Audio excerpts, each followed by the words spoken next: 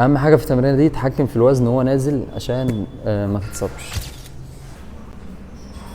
وفي حاجه مهمه في اخر الفيديو ده هقول لك عليها، فخليك مكمل عشان تعرف ايه هي. ازيكم يا جماعه، عاملين ايه؟ يا رب دايما تكونوا بخير. وده الفيديو رقم 4 في الفيديوهات الطويله اللي لسه بادئها على القناه تاج فيتنس. عندي قناه تانية على اليوتيوب بعمل عليها محتوى قصصي اسمها تاج 111. هتلاقي كل اللينكات بتاعتي في القناه دي والقناه التانية، فخش اشترك فيها. بس الاول اتاكد انك عامل لايك للفيديو ده ومشترك في القناه، عشان النهارده هنلعب تمرينه باي وتراي. هنلعب تمرين دراع كامله وريست وساعد جامده قوي. هقول لك تمارين تستهدف بيها كل زوايا الدراع، وعلى قد ما اقدر احاول ان انا اقول لك نصايح وتريكات تفيدك في التمرين، وان انت تطور من شكل جسمك عموما، وحاجات محدش هيقولها لك غيري. فانزل دلوقتي اتاكد انك عامل لايك للفيديو ده ومشترك في القناه، ويلا بينا. وزي ما احنا متعودين قبل كل تمرين ان احنا بنسخن، فيلا بينا. الاول هنعمل ديناميك ستريتش قلب التمرين عشان ما نتصابش، لان في ناس بتسخن بوزن جسمها، بتلعب ضغط، بتلعب عقله، فالكلام ده غلط تماما. فيلا بينا نعمل ديناميك ستريتش، فيلا بينا.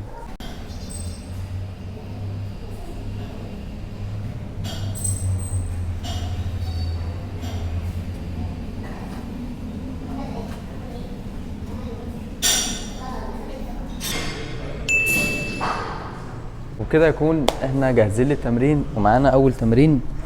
صحيح احنا مش هنكتر في التمارين. الباي والتراي عضلات صغيره، هنلعب تمرينتين للباي وتمرينتين للتراي هيكونوا جامدين جدا. فخليك مكمل الفيديو معايا عشان تعرف ايه هما التمارين ديت، وازاي تحاول ان انت تستفاد من الفيديو ده على قد ما تقدر. وهلعب في الاخر سوبر ست ريست وساعد، فخليك مكمل الفيديو معايا. ولو عايز تعرف الفرق بين السوبر ست والدروب ست خليك مكمل.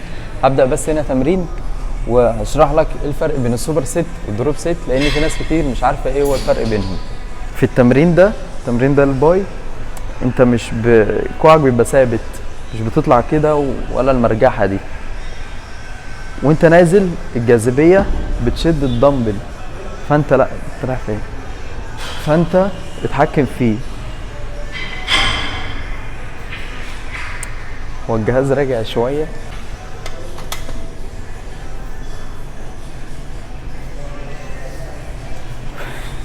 كده الجهاز اتظبط اكتر.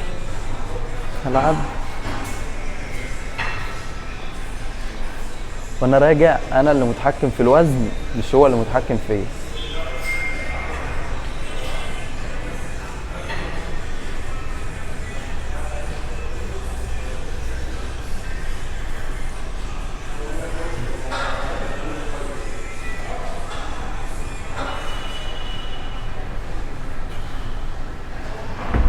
وده كان اول شكل معانا للباي. تعالوا معانا نلعب الشكل رقم 2. الشكل رقم 2 في تمرينة النهارده اللي هو هيكون الشكل الاول لتمرينة التراي. حد فاهم حاجه؟ ودلوقتي هنلعب تراي اوفر هيد، الشكل الثاني للتراي في تمرينة النهارده. التمرين ده كده غلط، ان انا فاتح كوعي كده ممكن اتصاب. فانا هعمل ايه؟ ده حتى كتفي طق، هضم كوعي ما افتحهمش كده ولا.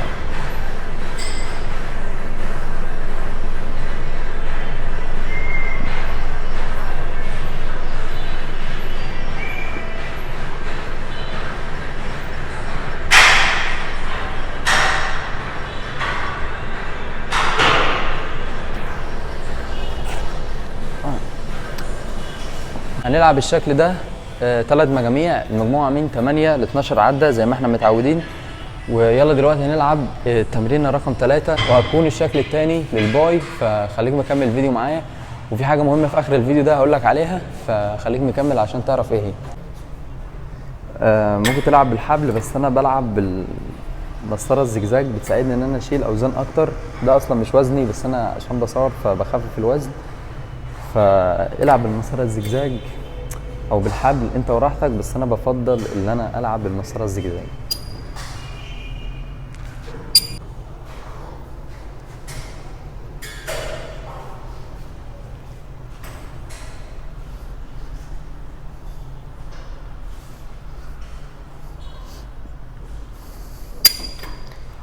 وهنلعب الشكل ده 3 مجاميع، المجموعه من 8 ل 12 عده. ودلوقتي يلا بينا نلعب الشكل الثاني لتمرينه الباي، فخليك معايا. ودلوقتي معانا الشكل الثاني لتمرينة الباي. اول تمرين ده عشان يستهدف اللونج هيد، والتمرينه دي بتستهدف الشورت هيد لعضله الباي. اهم حاجه في التمرينه دي تحكم في الوزن وهو نازل عشان ما تتصابش.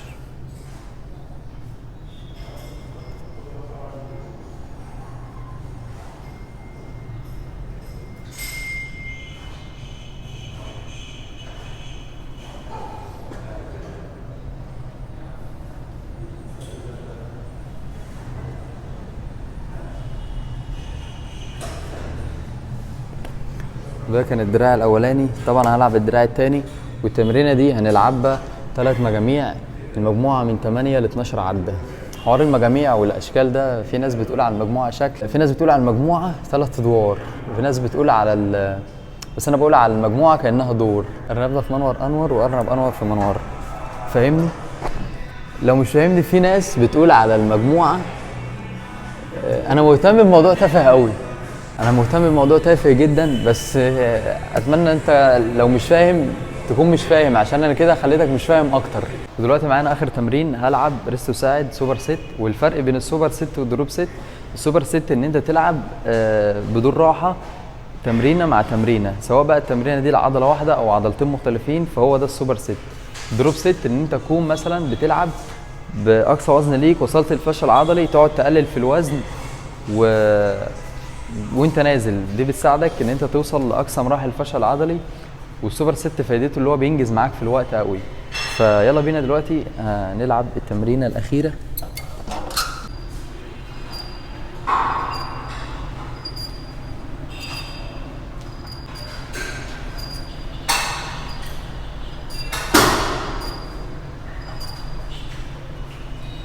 تقوم قلب ايدك سوبر ست على طول.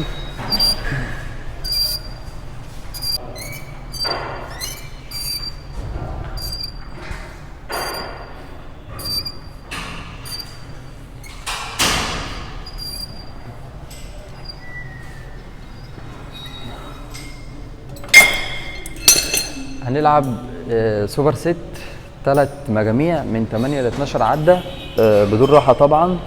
وكده يبقى تمرينة النهارده خلصت. لعبنا كام شكل، شكلين للباي، شكلين للتراي، وسوبر ست ريست وساعد. ما كترناش لان هم عضلات صغيره، ومش بكتر التمارين طالما استهدفت العضله كلها فكفايه. ولو الفيديو ده عجبك متنساش تنزل تقول لي رايك في الكومنتات، وتعمل لايك للفيديو ده، وتشترك في القناه عشان في فيديوهات جامده قوي هتنزل الفتره الجايه، تمارين، نصايح. فبس كده، اتمنى تكونوا استفدت. سلام.